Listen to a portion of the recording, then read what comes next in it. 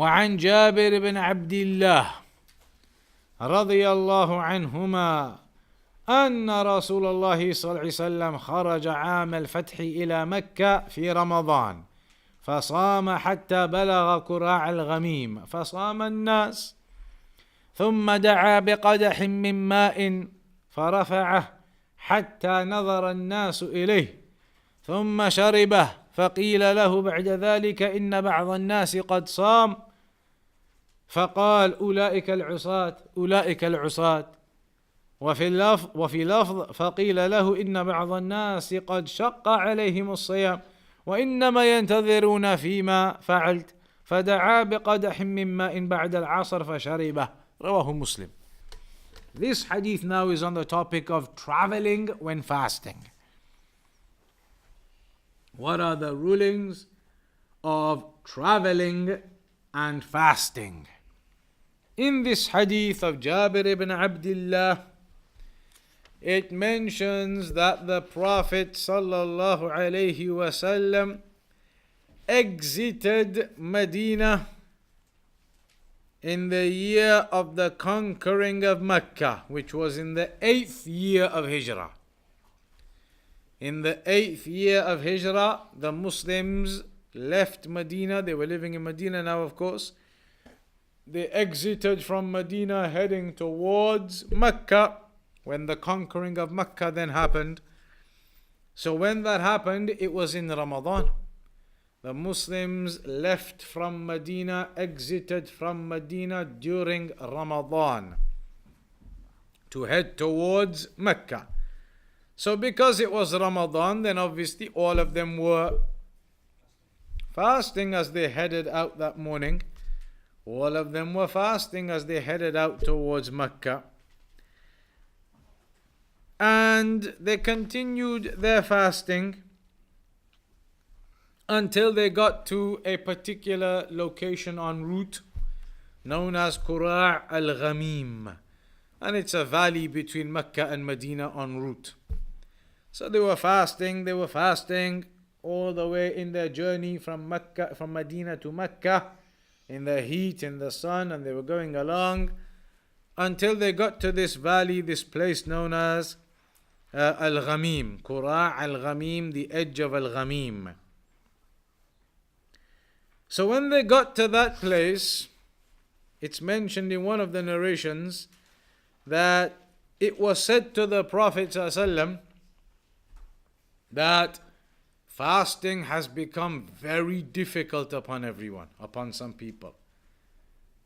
It's become very difficult. And you can imagine in the heat, in the desert, out there traveling towards Medina, a distance of over 200 miles, traveling in that heat. So when they got to this Ghamim, some people, they came and told the Prophet ﷺ, some people are struggling a lot right now with the fasting. So it's mentioned the Prophet ﷺ told them to bring him a vessel, a type of bowl with some water in it. So they brought him this vessel, this bowl with water in it. He raised it up in front of everyone to see, and he drank it. And this was, it mentions in one narration, around about Asr time now. So they'd set off in the morning, fasting all day. And imagine now, hours and hours of traveling. By the time it got to Asr, some people were really struggling now. So they came and told the Prophet ﷺ. And they said, they're just waiting to see what you're going to say, what you're going to do. Because they are really struggling with their fasting. So the Prophet ﷺ got this water and drank it in front of them all. To show them that because we're traveling, you're allowed to break your fast. You don't have to be fasting when you're traveling. And he opened his fast and showed them in front of them all that you don't have to be fasting now that you're traveling. So then it was said to him, because the people then, they all opened their fast. But a few remained fasting. And the Prophet ﷺ said about them, they are the sinners. They are the sinners. The ones who remained upon fasting and didn't open the fast when everybody else did. So the hadith, it indicates a few things. Indicates the permissibility clearly of not having to fast if you are traveling.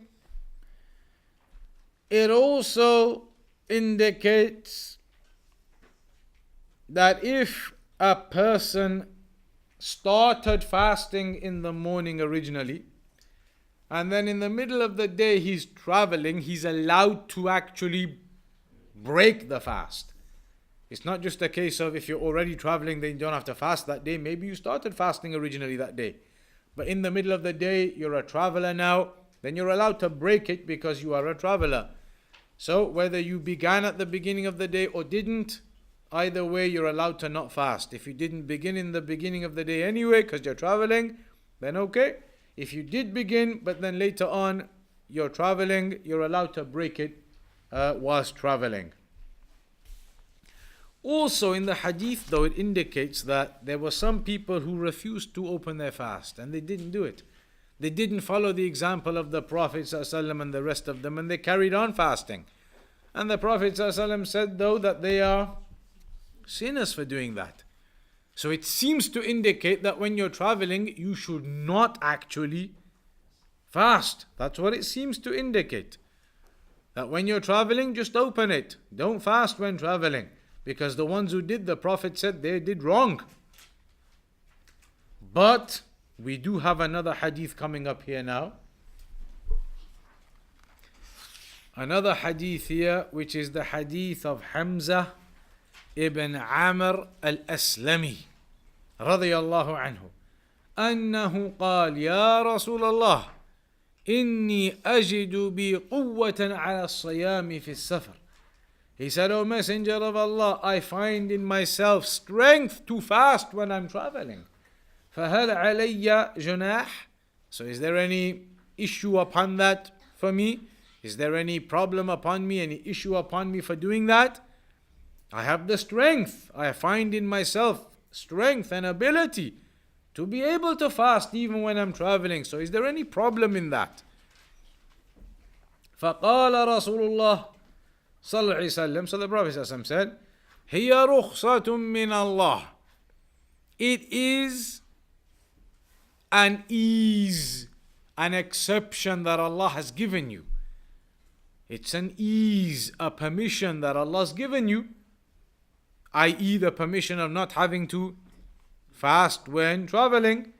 فَمَنْ أَخَذَ بِهَا فَحَسَنٌ. So whoever takes that exception given, that ease given, that license, that permission given, then good. The Prophet said, whoever takes that, then good. That's good. وَمَنْ أَحَبَّ أَنْ يَصُومَ فَلَا حَرَجَ عَلَيْهِ أو فَلَا جُنَاحَ عَلَيْهِ. But whomsoever wants to fast when traveling, then there is no problem upon that. There is no issue in that. So this hadith indicates what? Again indicates the permissibility of not fasting when traveling, because when he asked, initially the Prophet told him, it is a permission that Allah has given, so whoever takes that permission has done good. It's good that you take the permission and don't fast when you're traveling. So again, it clearly indicates the permissibility of not fasting when traveling, even indicates it's good to take that permission. But then it does also say, but whoever wants to fast when they're traveling because they've got the ability, etc., then they can do. But how does that fit in with the first narration where it said they're sinners for doing that?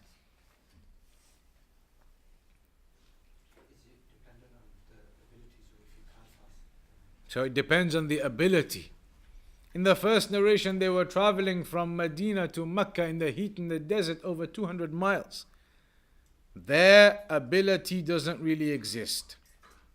To try and fast in those types of conditions for that type of journey, ability doesn't exist.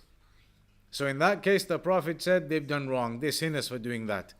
Because in that case, you don't have ability. So you should take the license and permission and not fast in that case. So the point being, if you don't have the ability and it's difficult and it's burdensome, the travel and the journey that you're on, then you should not fast. Take the permission Allah's given you. Inna Allah yuhibbu an tu'ta rukhasuh. Allah loves that you take the permissions He gives you. But if the journey is not of any real consequence, a person has the ability, there's no real issue in that journey, there's no burden in that journey, and a person is more than capable of fasting without any real difficulty in it, then you have the choice. If you want to still say, well, I'll just take the ease anyway, even though I could fast and it wouldn't be any problem, but I'll take the permission and not do it. The Prophet said, whoever does that, good. But a person could equally say, well, I've got the ability, there's no issue in the journey, why leave myself a day to make up afterwards? Let me just do it now, I can do it anyway. And that's okay too, if you have the ability. So it's all about the type of journey and the ability that a person has. Shaykh Al-Fawzan does say that these days, a lot of journeys are a lot easier than they used to be. These days you could fly to another country and you could fast. You could fast even though you're going to travel thousands of miles to another country. Because there's no real burden like it used to be for a young fit man. There is nothing happening. You drive from here to the airport, from Rochdale, half an hour to the airport. Sit in your car, relaxing to the airport. You've done nothing strenuous. From there, you take out your suitcases, which now all have wheels on them. So you pull your suitcase along on the wheels, not like the olden days. So that just rolls along without any problem. Stick it onto the trolley, roll along that couple of hundred meters. Then from there you go to your departure gate, the travelator, you stand on that, you don't have to move. Takes you all the way to your departure gate. From there you walk onto your airplane, sit down, relax, put your cold air on, do what you want. Just sit down and relax, put your seat back for 6 hours. Nothing, no stress, no difficulty, nothing physical, no heat, no nothing. For a young man, a fit person, you could easily do that, and you could argue very easily that there's no burden in any of that. And that is very understandable.